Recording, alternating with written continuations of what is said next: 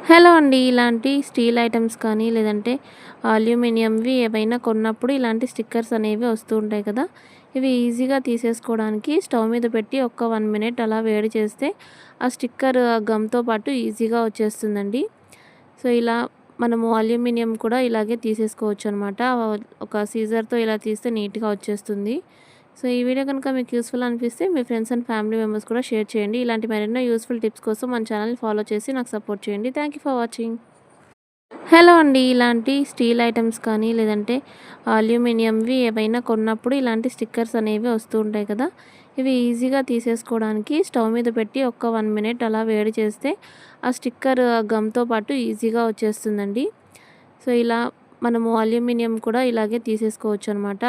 ఒక సీజర్‌తో ఇలా తీస్తే నీట్‌గా వచ్చేస్తుంది. సో, ఈ వీడియో కనుక మీకు యూజ్‌ఫుల్ అనిపిస్తే మీ ఫ్రెండ్స్ అండ్ ఫ్యామిలీ మెంబర్స్ కూడా షేర్ చేయండి. ఇలాంటి మరెన్నో యూజ్‌ఫుల్ టిప్స్ కోసం మన ఛానెల్‌ని ఫాలో చేసి నాకు సపోర్ట్ చేయండి. Thank you for watching.